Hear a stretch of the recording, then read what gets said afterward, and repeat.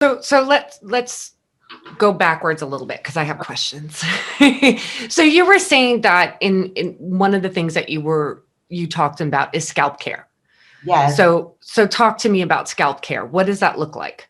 Oh, it's a journey. There are so many different. Now, let's start with the relaxer. Most times when they're coming and they've had relaxers for years, of course, that scalp is damaged. It's not, you have the sodium buildup or whatever type of relaxer that you have on top of that.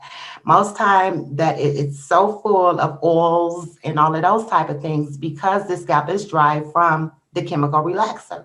So we always start with the water intake. I let them know that the organs are bullies. They're going to take on all the nourishments, period, before it even actually gets to your hair.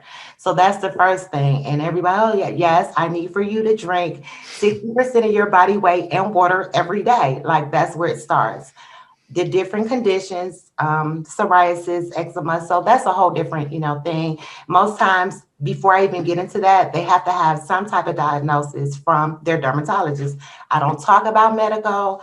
That's not my Mm, job. I am a yeah. doctor, but just a hair doctor. So once we get on that, 9 times out of 10, whatever the shampoos or whatever that they suggest, I try to go to a more natural route because sometimes it's the tars and the zinc and all of that that they may be allergic to.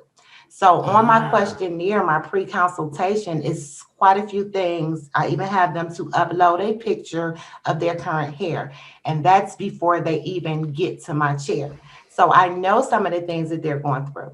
Um, we have a lot of in my community, 95% of my girls are natural. That means everybody has natural textured hair. 5% of them do color. So I don't have any relaxed or texturized clients. So it's all natural hair.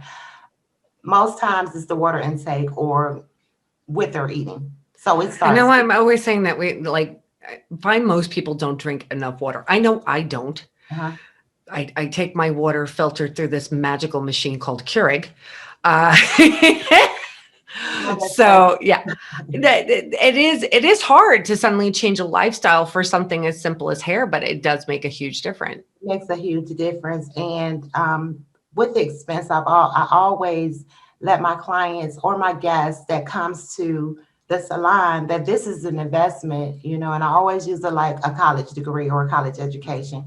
I'm giving you everything that you need. And I feel like if you're going to waste your money and your time, don't do it with me, go with somebody else. Okay, 'Cause I no, would that makes rather, sense. yeah, I would rather earn my money and not work hard every time I see you. So I kind of put it on them.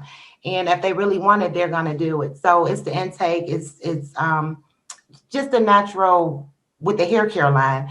I look for ingredients to put into the regimen that's going to be versatile. And I know for sure that I need everything to be up under a 7 on a pH scale. So I talk to them about these things, So because let's.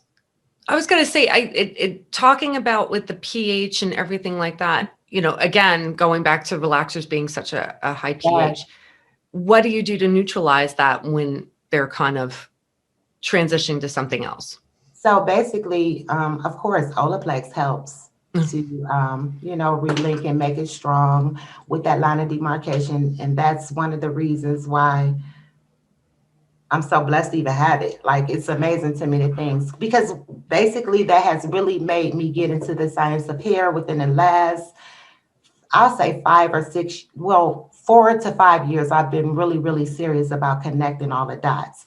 So the key thing is H2O, period. Like that's just it. Mm. So you have to think about the alkaline and the acid. So there's really, when you have two different textures of hair, you really do. Most times the hair is at, natural hair is already at the 5.5. Okay, as long as you're doing, but you still have to bring that back. So there is no neutralizing relaxed hair. Mm. There's no, unless you're going to, because you don't constantly neutralize after you neutralize the relaxer out. So I don't have a Mm. neutralizing shampoo at my back bar, period. There's no reason for it. So it's all about understanding that that hair is already where it's going to be. Now, speaking of the pH level of taking it back, I try to keep it balanced again at least in between a 4.5 and a 6. So that's basically, when it comes to the pH. So it's only thing you can do with the relax here is cut it off.